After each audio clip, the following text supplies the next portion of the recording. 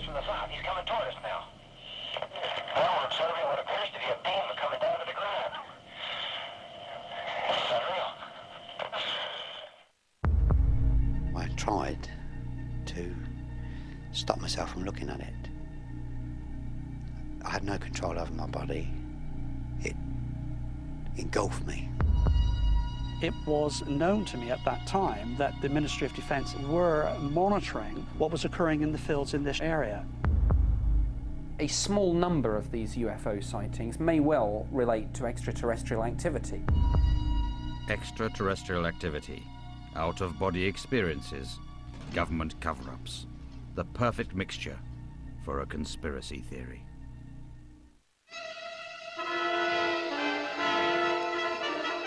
The world first got hysterical about UFOs after the events of the 24th of June, 1947.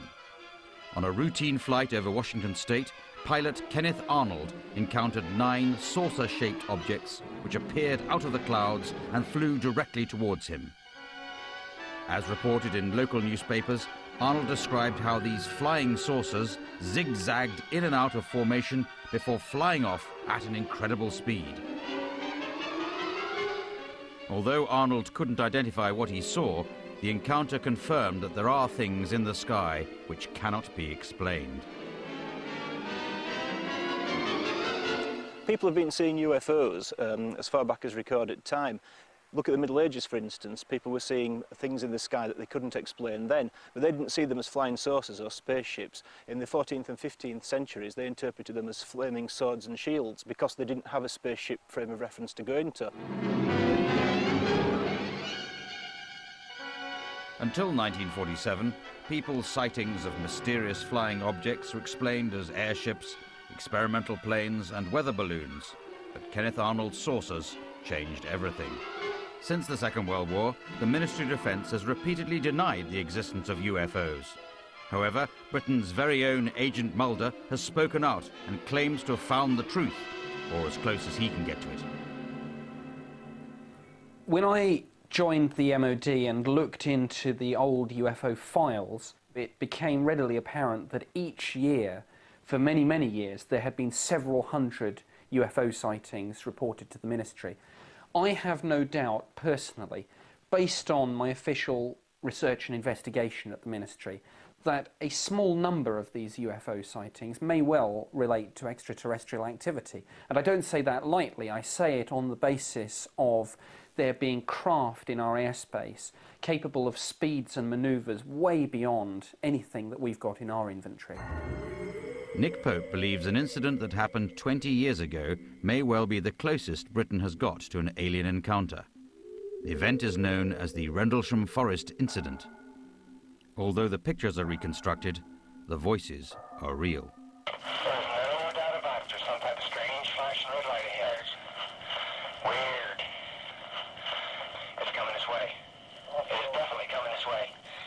Exhibitors shooting off. There is no doubt about it. This is weird. In the early hours of Boxing Day 1980, a strange light was seen over Rendlesham Forest in Suffolk.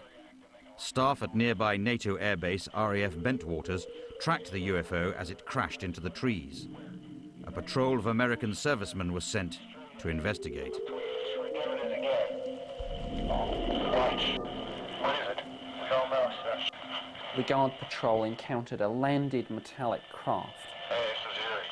There were indentations on the forest floor. This is strange. They ran a Geiger counter around these indentations. They found the levels of radiation were 10 times what they should have been for the area concerned. Only the military knew about the incident. The public knew nothing until 1983, when a former airbase security guard, who'd been on that eventful patrol, spoke to BBC News. This thing came down, the red light over it, and sat there maybe 2 seconds. It was just a ball of light in the air, maybe 20 feet off the ground, 30 feet, and it dispersed in a multitude of colors. And they all seemed to fall on top of this thing. And before our eyes, it's almost indescribable, but there was a craft, an alien spacecraft.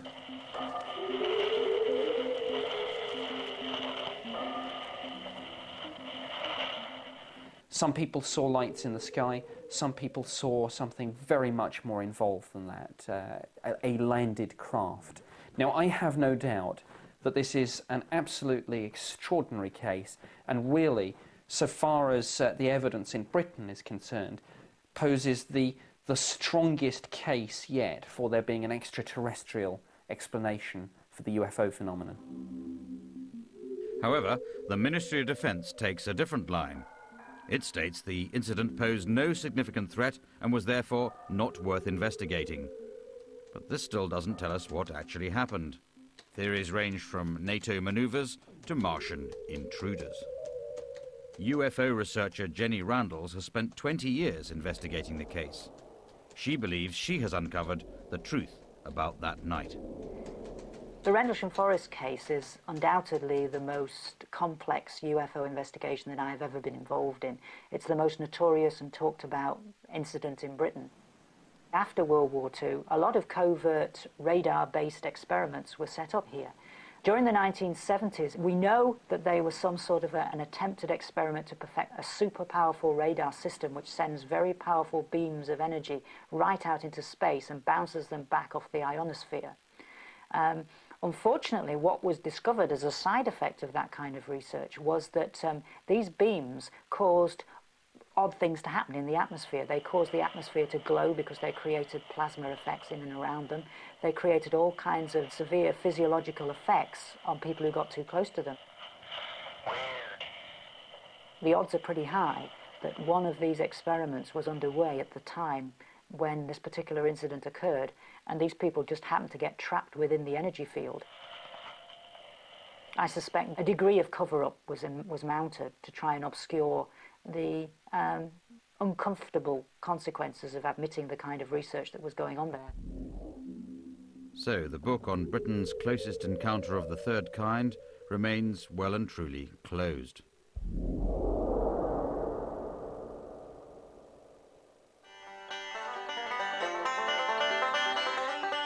Nevada, heart of ufology and hotbed of conspiracy theories.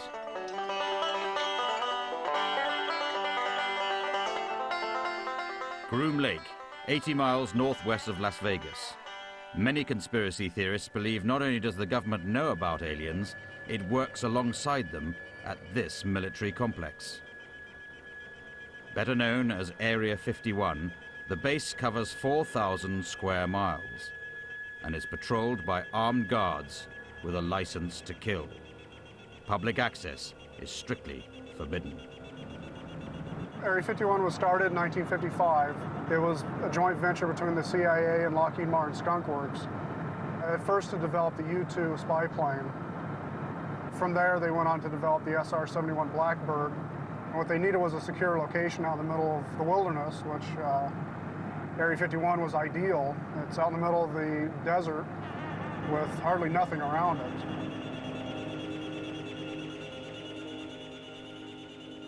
Donald Emery spends much of his time monitoring what goes on around the base, but admits it's difficult finding out what really happens inside.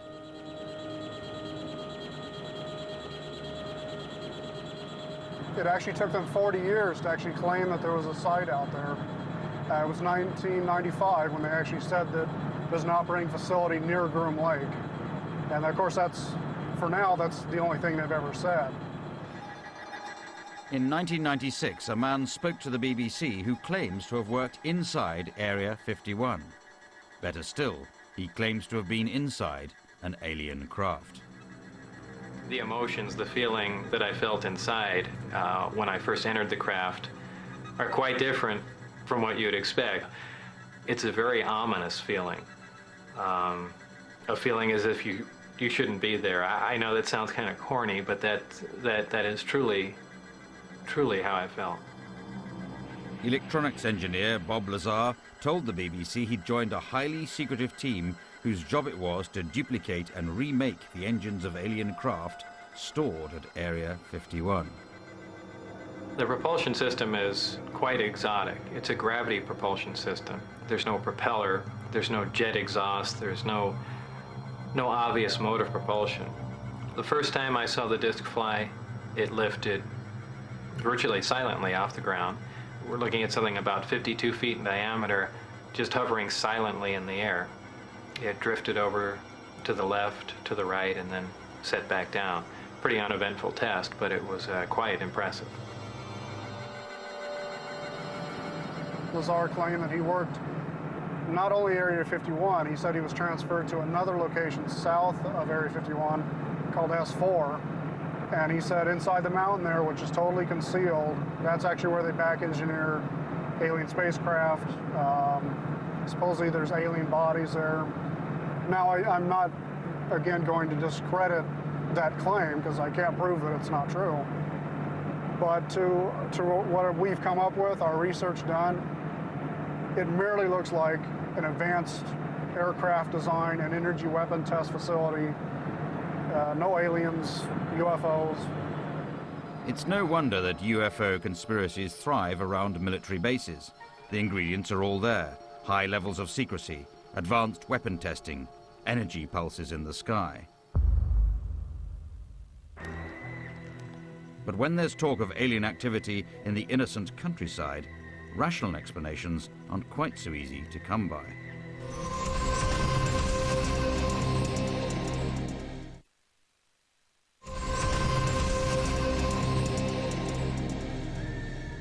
Oliver's Castle, Wiltshire, 1989. There's a couple of lights down there somewhere. This controversial film appears to show strange objects hovering above a cornfield. Below, complex circle formations appear.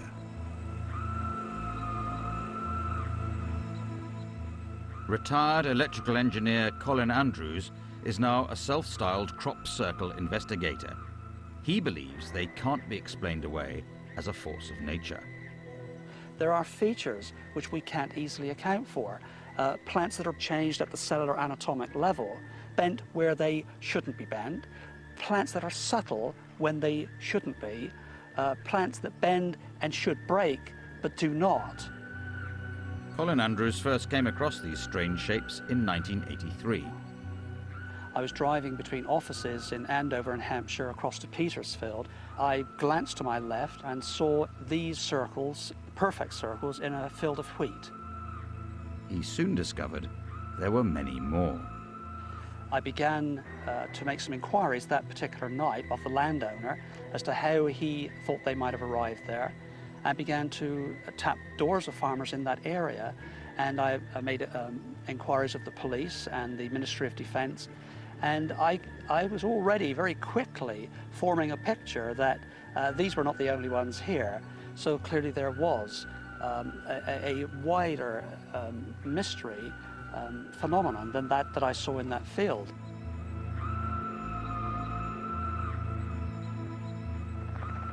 Circle spotters from around the world flock to Wiltshire every summer, hoping to unravel the mystery. We've noticed worldwide that crop circles come near ancient sites, such as stone circles, tumuli, long barrows, pyramids. And we believe that this is because these ancient sites were built on points of energy. And crop circles seem to need that energy. They seem to link to that point of energy. I have a sense that there is some other form of, I would, you see, I'm obliged, forced almost, to use the term intelligence. So, is this the footprint of extraterrestrial life? They signify something. There's information encoded in them. And the circle in itself is a universal symbol, very important symbol, signifies everything. So have intelligent life forms travelled millions of miles to trample on corn? There is, of course, another explanation. We always work pretty much in the dead of night. And we enter into the field very, very carefully and very, very stealthily. We use the tractor lines to walk up to the field. We don't step across virgin crop. We don't leave trails. Using nothing more than a measuring tape and a plank of wood or stalk stomper, the hoaxers set about their work. We work very tightly to diagrams which are obviously worked up beforehand, and something called a construction sequence, which is kind of key to making sure that everybody's in the right place at the right time. There's definitely a symbiotic relationship between ourselves as the suppliers of the phenomena and those that have a demand, that need the phenomena. Sometimes their need is a very casual one as a visitor or tourist to this region, and in other cases their need is a very intense one, and it's one that revolves around beliefs and conspiracies about where the circles originate from. But in either case, we fulfil that need, really, in our own way. In summer 2000, there were over 120 reported circles in southern England, most put down to hoaxes. I think what we're looking at is approximately 80% or so of the patterns that are appearing around the English countryside are man-made. I don't think there's any question that 10-15% or so is a real phenomenon. But, as the conspiracy theorist would have us believe, not only are aliens leaving evidence in our crops, they're also leaving their mark on our animals. In September 1967, something strange happened on a ranch in Colorado.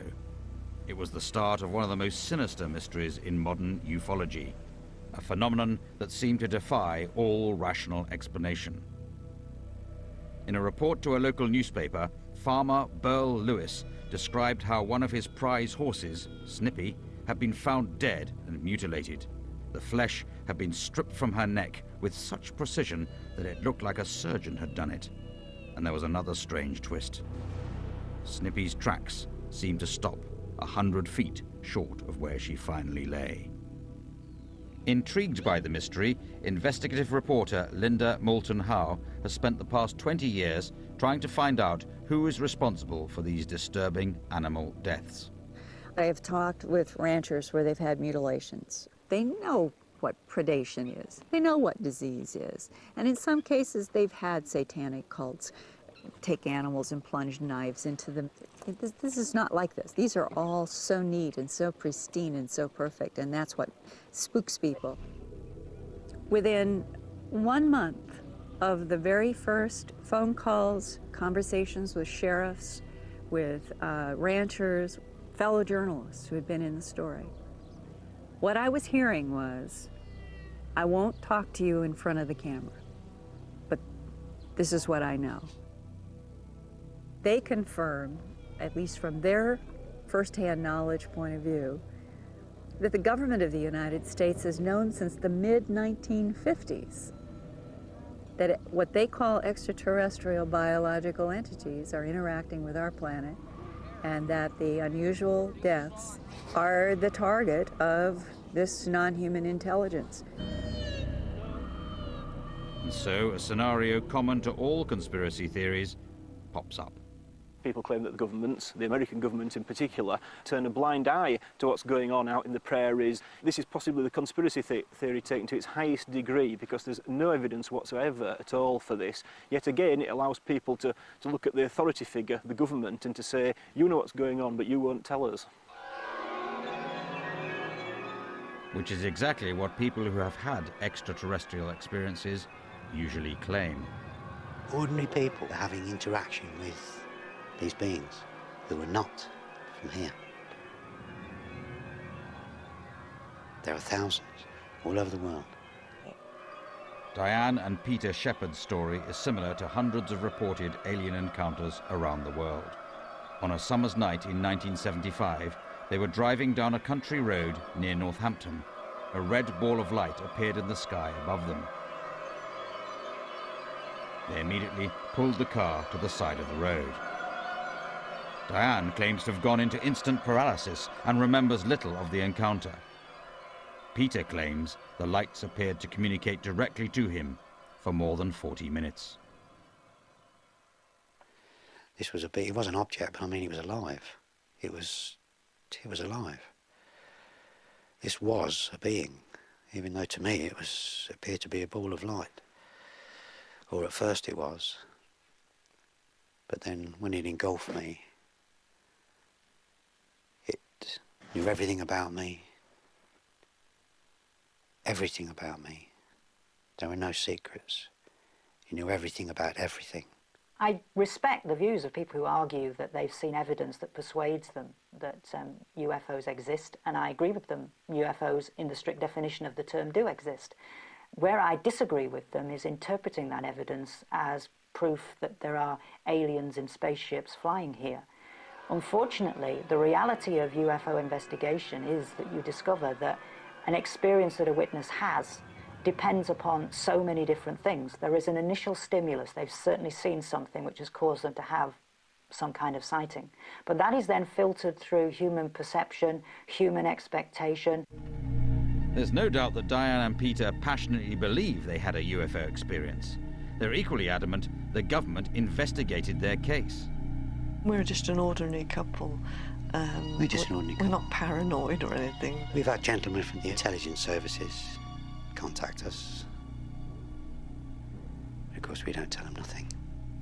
We never have. Because they already know. We've kept everything confident about other They people. already know. There was an arm of the establishment which knows.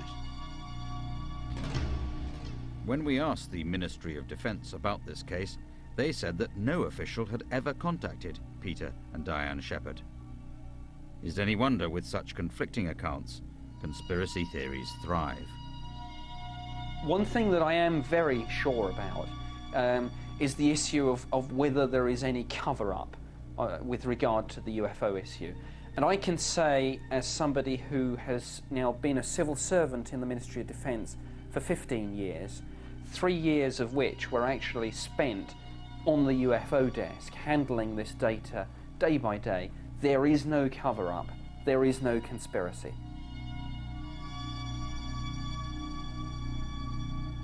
So, in the absence of concrete evidence of genuine UFO encounters or government cover-ups, what is the truth about the UFO conspiracy?